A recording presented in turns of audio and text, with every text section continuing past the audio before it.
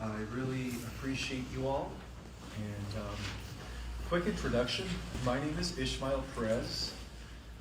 I'm the author of a book that I recently published about 6 months ago by the title of Our Cosmic Origin. And in this book, I reveal information that has not been available for millenniums.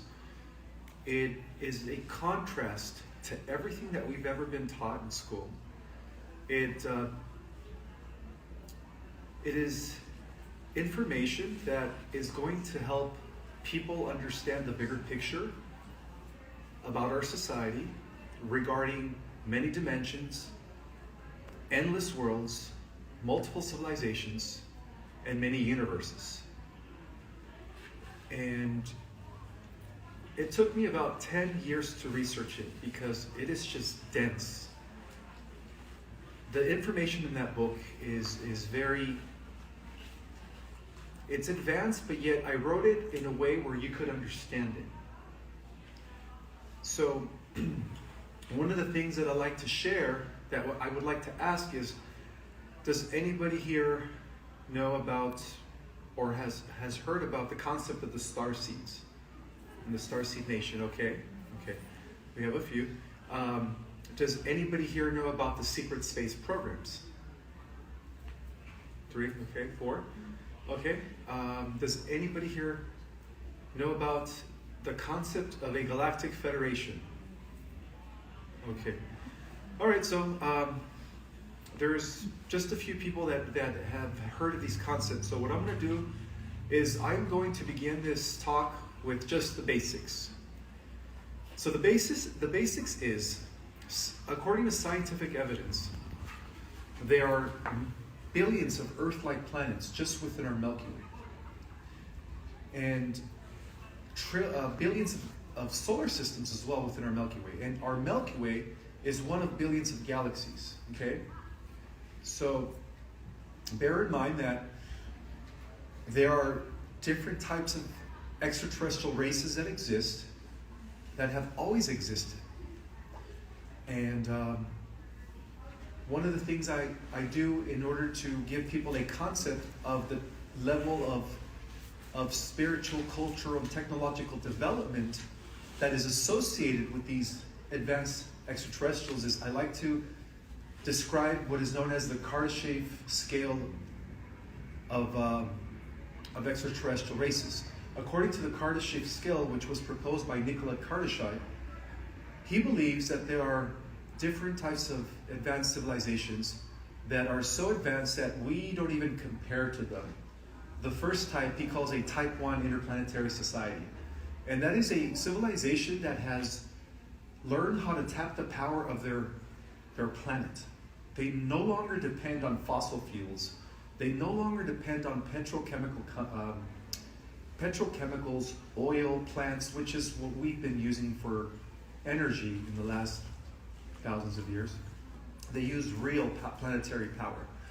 And they are able to colonize or soar off into space to the closest solar systems to begin the colonization process of other planets and star systems. So they are what you call the beginning space age level of society. The next stage is an interstellar or stellar society. Now, a stellar society is about a few thousand years more advanced than an interplanetary society. Now, they're able to tap into the power of their star and several other stars. At which point, now they're able to soar off into the entire galaxy. So, based on the Kardashev scale, there are a few million interplanetary societies that exist within the Milky Way. And this is validated through scientific research based on topology and high-level mathematics. And the stellar civilization has, they're able to go across the galaxy. They have about a few 100,000 civilizations within the Milky Way, according to the Kardashev scale, that exist, that have access to an entire galaxy. At that point, they're able to work with portal technology, Stargate technology. They have type of technology that we would watch in sci-fi movies, like Babylon 5, Star Trek. I'm sure you guys are familiar with these sci-fi, what are they called, serious movies. So all those movies are designed to disclose a lot of this information, by the way. They don't just make it up. They don't just write it just for fun. It's not make-believe. It's actually, it's real stuff. It exists. This technology is real. Now, the third type of civilization is called a galactic civilization. A galactic civilization is about 1 million years ahead of us. It's about a few 100,000 years ahead of a planetary society, and it's just a few thousand years ahead of a stellar society. So a type 3 is called galactic. Now, what distinguishes a type 3 from the other two is that they are a type of world that is able to harness the power of a galactic, or what they call the central sun of a galaxy. At which point they have access to billions of suns. They have the ability to harness the power of the entire galaxy. Now, according to the Kardashev scale, he's only identifying 3.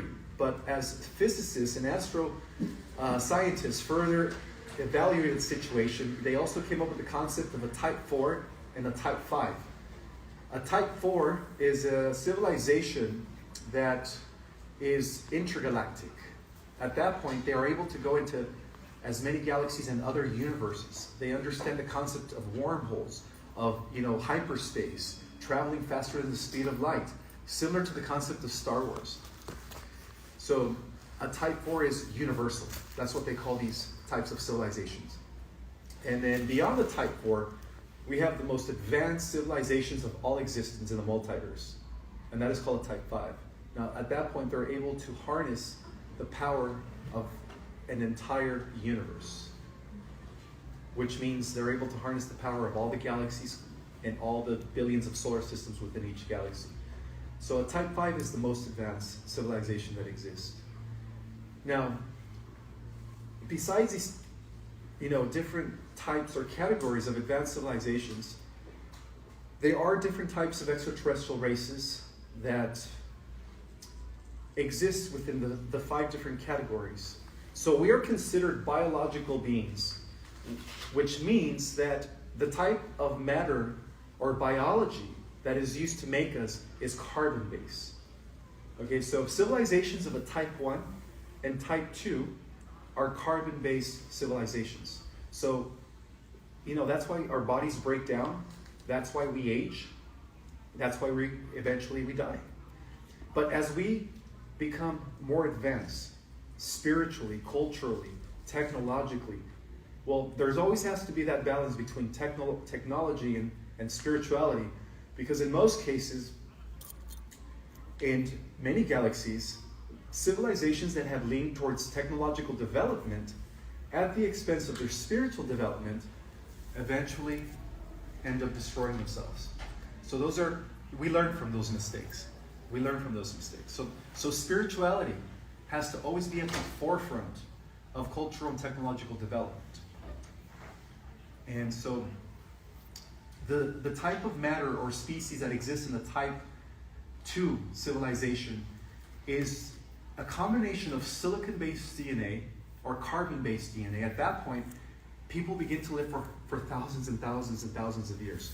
So if an extraterrestrial from a type 2 civilization were to come to the Earth and visit us, they would still be physical, they would still look human, but their body would be indestructible.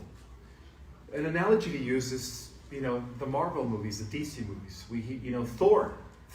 Thor has a type of biology that is considered silicone-based as opposed to carbon-based. Superman from planet Krypton. Again, all these movies, they're telling us the truth. They're telling us the truth. Also has a silicone-based physical body, as to why when people, try to kill him, the bullets just kind of bounce right off of him. That's when you begin, that's the result of having a silicon-based type of DNA genetic structure. It is indestructible and you live for thousands of years. So in comparison to humans of a type 0 or a type 1, they were appeared to be as gods. And that is where the ancients went wrong. When the extraterrestrials came from a type 2 civilization, or even a type 3, who are even more advanced than a type 2, and their matter is just silicon-based. They don't have any carbon-based. They're able to materialize, teleport. I mean, they have all the superpowers. The people of a type 2 civilization are no longer dependent on external technology. They use a consciousness-based technology where they, in a symbiotic manner, they merge their consciousness with the elements. Do you mean type 3? Type 3, yeah. A type 3, yeah. Type 3 no longer depend on external technology. The only civilizations that continue to use external technology, like when we see the UFOs that are metallic and all that stuff, or the UFOs that have been reverse engineered by our secret government, because again, for those that have no idea of the secret space program, our secret government has been developing interplanetary and stellar technology, which is of a type 1 and a type 2, for over 60 years. So we have all that tech. But unfortunately, that tech has only been employed within the private sector.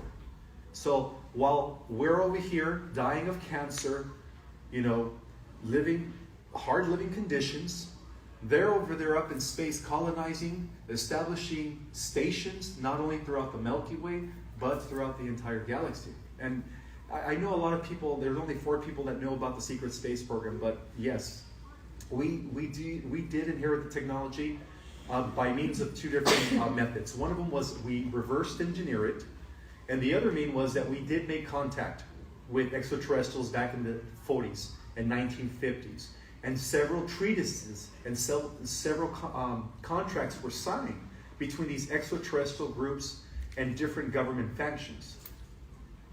So going back to the concept of a type 3.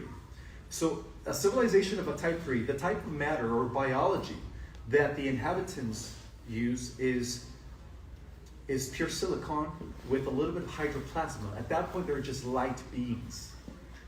They are light beings. So again, they're using consciousness-based technology. They no longer need external technology. So when we see their ships up in the sky, the ships is an extension of their own Merkaba. It is an extension of themselves. And then, they're able to use that technology, that consciousness-based technology, to travel to the different lower types of worlds that exist in the type 2 and the type 1. Okay, so now that you guys have a somewhat of an understanding of the different types of advanced civilizations that exist, I would like to describe or mention the different types of extraterrestrials that have been assisting us from behind the scenes, as well as those that have been impeding us, that don't have their best interests for humanity, that have been trying to conquer us and destroy us. So these 2 types of groups, the negative, let's just talk about the negative. Has anybody here ever heard of the Draco reptilians? Yes. Okay, mostly everybody, good. Okay, so the Draco reptilians are known as the villains in our galaxy and in most galaxies. They're the ones that have been trying to bring about some sort of a universal, intergalactic, and galactic stellar empire for a long time, for millions and millions upon millions of years. So they originated within a system in Lower Orion known as the Alpha Draconis, and also the Sigma Draconis. And from Lower Orion, these reptilians have been gradually conquering the different solar systems because they are what we call a type 2, right? They're still using external technology, but they are not spiritually advanced or evolved to use consciousness-based technology. So they depend on only external technology. So from the Alpha Draconis Sigma system, they've been gradually been colonizing the different parts of our galaxy, mainly the Lower Orion region. That's always been, that constellation has always been their stronghold. So we could say that the root of all evil, the root of even where the Illuminati gets their ideas from and their concepts from, originated in Orion, in our galaxy. Orion is where all evil originated before it translated over into our world as Babylon. So those are the bad guys. Those are the villains in our galaxy and in many other galaxies. And working with the Draco reptilians, we have the Hydras reptilians, we have the Omicrons, which is a mixture hybrid race between reptilians and insectoids. Yes, people, when we watch movies like Star Wars and we see these bars filled with humanoids, insectoids, mantis, Sasquatch, that's all real. That's all real. So next time you guys watch Star Wars or, any of the Marvel movies, try to see them more as documentaries. Try to see them more as documentaries. The Matrix, especially the last one. That one was dead on. Anyhow. So, other extraterrestrial races that are involved with as villains that are working with the reptilians are also known as the Greys. The Greys are those little buggety eyes that we see in most of the Hollywood movies with those big black eyes, the long arms, and they're really skinny with the oval head. Those are the Greys. But get this, the Greys weren't once always looking like that. I mean, they weren't always looking like that. At one point, they were actually humanoids. They were humanoids, but due to a devastating nuclear holocaust that happened in their planet about 500 million years ago, the remaining humanoid population of planet Apix, which is where they originated, decided to go into the underground, and in order to prevent a natural holocaust or another nuclear war, which was caused by emotional some sort of emotions that they couldn't overcome. It was an emotional thing. They decided to do away with that aspect of themselves. And so you know what they did? They genetically eliminated their sex organs. Yes. So because they couldn't reproduce naturally anymore, and reproduction is a natural part of all species in existence, they decided to use cloning. They decided to go with artificial intelligence, cybernetic technology. And after millions of years of using cloning, their own species began to die out. And that's why they're traveling back in time to our present in order to, conduct these abductions, to extract DNA from us in an effort to save their species. So that's just their story. But they've been working with the Draco. Eventually the Draco captured them from the Apix system, which was in Lyra, and transferred them over to the Rambola system, which occupies Zeta Reticula 1 and Zeta Reticula 2. So that's where they come from mostly. Okay, so who are the positives? Who are the extraterrestrials that are in our favor, that are here to help us? Pleiadians? Say that again? The Pleiadians? The Pleiadians, that's one of them. The Pleiadians are a main group. Yeah, they're one of the most primary groups that have been assisting humanity for thousands of years. In the religious texts, they're actually known as the angels. When we study the Bible, when we study the ancient Sumerian tablets, when we study the Rig Vedas, the Bhagavad Gita, thank you, the different scriptures from India, the Vedas, they all talk about these angelic beings that are humanoid, that come from the heavens, that come from heaven to earth, and that assist us, give us information, give us knowledge, and protect us. Well, they're talking about the Pleiadians. So the Pleiadians are our brothers and sisters from the cluster constellation of the Pleiadians.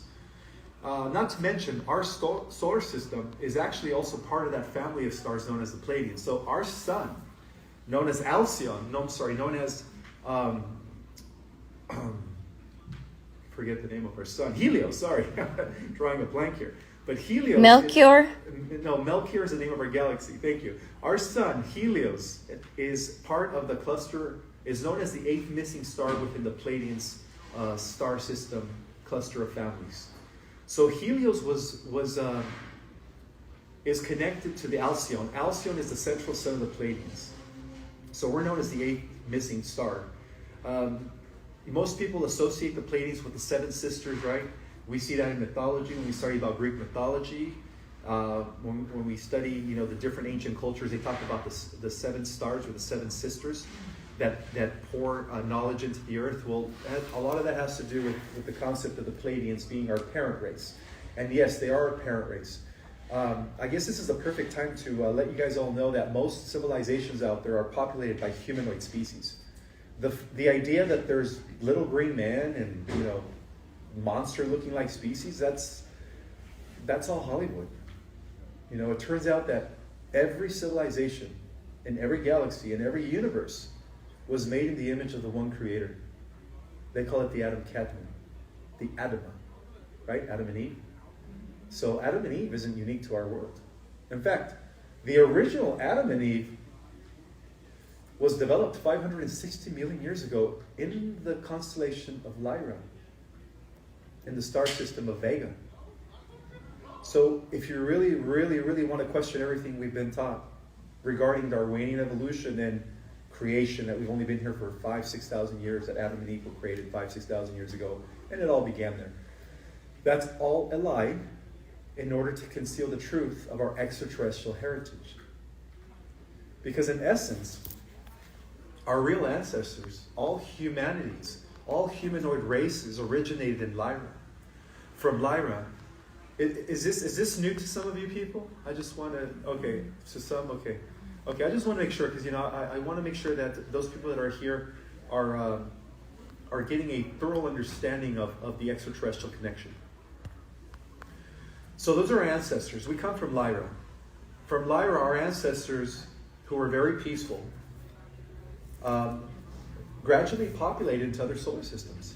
And one of the star systems that they populated is the Pleiades.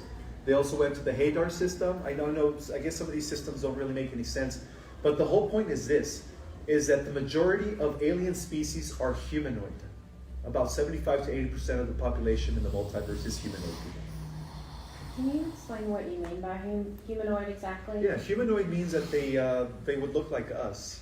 Like Superman, Thor, if they come down from planet Krypton or planet Asgard, and if they just put on a jeans and a shirt with shoes and take off their togas or their space outfits, they could blend right with us and we wouldn't even know that they're aliens. That's what I mean by humanoid.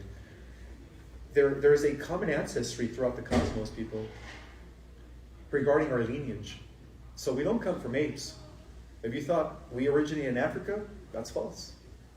If you thought we had any connection to the primitives of the Neanderthal family and the Homo erectus, Homo robustus, that's also false. The truth is, we were seeded. We were seeded. But weren't the monkeys seated, and that's why we have the missing link? Well, the monkeys are part of the concept of the evolution from the bottom up. Yeah, it's this idea that, you have the various kingdoms, right? You have the mineral kingdom, and then above the mineral kingdom, you have the plant kingdom, and then above the plant kingdom, you have the animal kingdom, and then above the animal kingdom, then you have the human kingdom. So the difference is that the primitives are part of the animal kingdom. There is no distinction. There is no similarities between us and them. The human kingdom actually was descending from above. We started off in the higher dimensions. Our real origin was in the 12th dimension. If I could go a little deeper now, I'm going to go a little deeper. Okay, let's go a little deeper. All right. Okay, so our multi-dimensional time matrix, known as the holographic reality, is a 12-dimensional type of system where we exist in 12 dimensions. Even aspects of us, people, exist in other dimensions. So even though we're here in the 3rd dimension, there's different aspects of our consciousness and, parts of ourselves that are multidimensional all the way to the 12th dimension. So we are multidimensional beings. We just so happen to only know, perceive, and exist of this dimension here known as the 3rd dimension. But the other ones are still there, okay? So even the Earth is a multidimensional entity, just like all planets, stars, and galaxies and universes. They're all living entities, and they're consciousness. They have feelings. They're sentient. So our entire universe exists within 12 dimensions, just like us. It's a hologram. Every fractal contains the whole. So if the universe exists within 12 dimensions, then we exist within 12 dimensions. There is no difference. Okay, so our real origin is spiritual luminal, not this crude physical, biological vessel, which is just an avatar. So we should start thinking of reality as a simulation in a way. Because in essence, nothing is really solid. There is no matter. It's just energy vibrating at different frequencies. And that's what distinguishes the different dimensional rates of the different levels and frequencies called dimensions, is the rate of vibration. The higher we vibrate, the more subtle and the less dense we become. The lower we vibrate, the more crude and gross physical matter we become. It doesn't matter in which direction you go in the scale, but it's all connected and it's all part of the light energy spectrum, which is only one. So it's almost like these 12 dimensions extended from a one singular consciousness. That consciousness, which I talk about in my book, by the way, I talk about how there's really overall 3 different planes of reality. There is the infinity, the realms of eternity, which is that pure consciousness that one day decided to explore more of itself because it got bored. So it started dividing itself, it started fragmentalizing, it started lowering its frequency. And then that's how the 15-dimensional, or what we call the 12-dimensional time matrix was born. It's all a simulation. So even the 3rd-dimensional reality, which is the lowest condensed, lowest form of simulation, exists within the 4th-dimensional simulation reality. The 4th-dimensional simulation reality exists within the 5th dimension. It's all simulations, and the only thing that is pure-based consciousness, or what we call pure reality, that is not a simulation, is the realms of infinity, which is where we all come from. So, to answer your question, our spirits descended. It was a matter of involution with the I-N-V, not evolution. We descended from those higher frequencies all the way to the 3rd dimension. So there is no there is no similarities between us and the animal kingdom. You know, the animal kingdom is, but at the same time, they served a purpose where involution, spirit descends into matter, right? We start from the higher frequencies, right? We were light beings first, then we became etheric, and then we became physical. So there's 3 overall planes of reality. There is the eternity, which is the always existing realms, pure light, and then light becomes ether, right? Like like when you put a light through the prism, it reflects the different spectral colors. That's the ether. So we were first light. We have always been light, and that's why our spirit is immortal. So when somebody tries to do something to our physical body, they're only doing it to this vehicle that is operating in the 3rd dimension. But remember, you exist in all the way up to the 12th dimension. There's different aspects of you. There's different avatar vehicles that exist in these other dimensions. So from the top down, we've always been luminal light. And then we became ether. We became mind. And then we became matter. And that is the current understanding of our composition as multidimensional beings in physical human form. So we are spirit, mind, and matter. But we were always spirit and mind. Yes? Do we have to keep doing this physical process? Like it seems like a lot of energy, I don't want to say wasted, but it seems like coming down from such a high evolutionary place into matter. Is it necessary that we keep coming back here, like how we are right now? Do we have to keep coming back? That's a very good question.